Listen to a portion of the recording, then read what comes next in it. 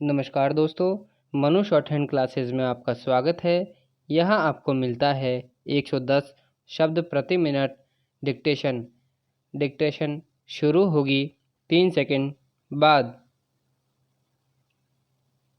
अध्यक्ष महोदय, 10वीं पंचवर्षीय योजना पर विचार करते समय सदन के दोनों पक्षों के सदस्यों ने जो महत्वपूर्ण प्रश्न उठाए हैं उन पर विचार किया जाना बहुत आवश्यक है। अध्यक्ष महोदय, नवीं पंचवर्षीय योजना का अब अंतिम वर्ष चल रहा है और इस योजना के अंदर जो चीज़ें कही गई हैं, ऐसा लगता है कि उसके अंदर परिवर्तन करना कठिन है, बदला भी नहीं जा सकता।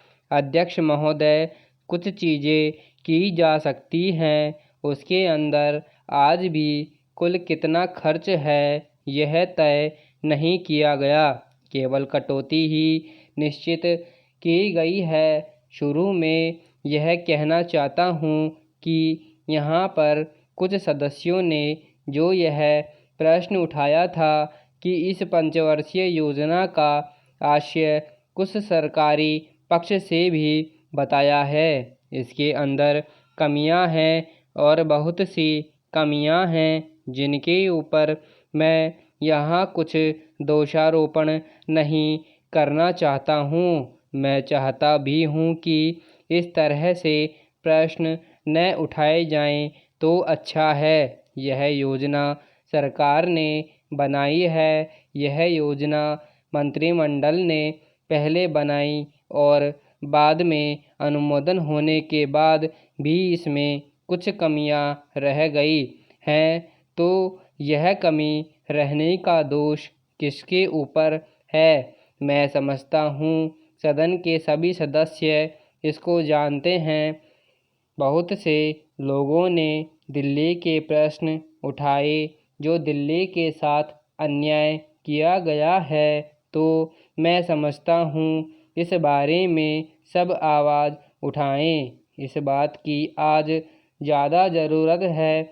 मैं यह कहना चाहता हूँ भारत सरकार से, या जिन्होंने ये सारी योजनाएं बनाई हैं, उन्होंने वास्तव में यहाँ के साथ बड़ा बुरा बनाते समय ध्यान नहीं दिया कि क्या योजना बना रहे हैं, गलत बना रहे हैं या सही बना रहे हैं, इनसे क्या लाभ हानि होगा, इन सब बातों पर विचार नहीं किया।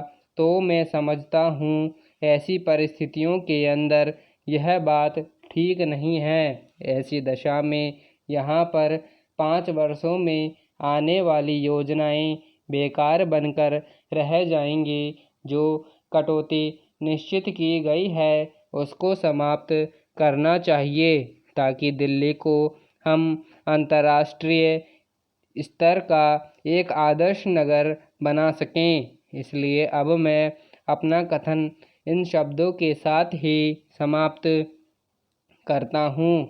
अध्यक्ष महोदय, आपने मुझे 10वीं पंचवर्षीय योजना पर बोलने का अवसर दिया, इसके लिए मैं आपका आभारी हूँ। आपने मुझे कम समय दिया, इसके लिए भी आभारी हूँ।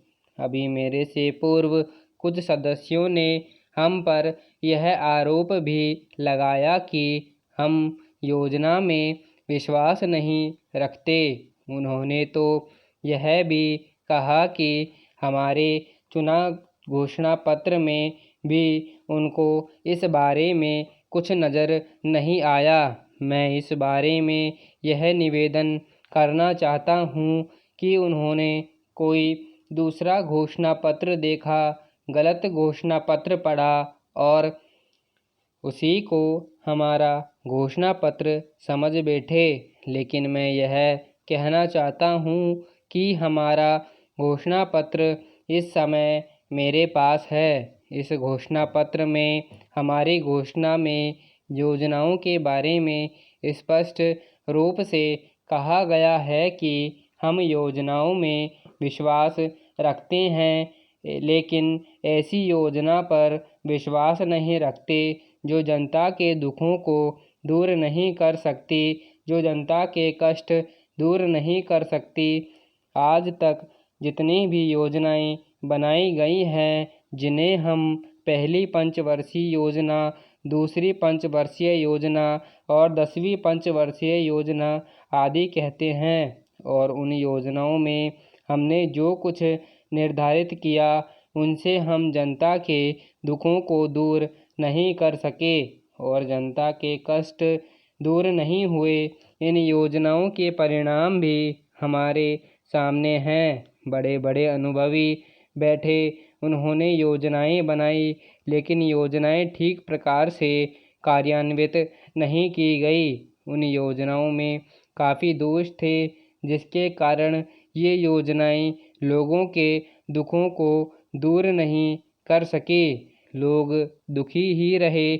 मैं यहाँ पर कहना चाहता हूँ कि जो योजना हमारी थी, उसका परिणाम क्या निकला? इसका परिणाम यही निकला कि हमें रुपए का मूल्य कम करना पड़ा। जो योजना होती है वह राष्ट्र धन को ऊंचा करने के लिए बनाई जाती है, लेकिन हमारे सामने आंकड़े हैं, इसका परिणाम हमारे सामने हैं। हमने अब तक 9 पंचवर्षीय योजनाएं कार्यान्वित की हैं, लेकिन हमारी प्रति व्यक्ति आय में और जीवन स्तर में अपेक्षित वृद्धि नहीं हुई है। यह दुख की बात है।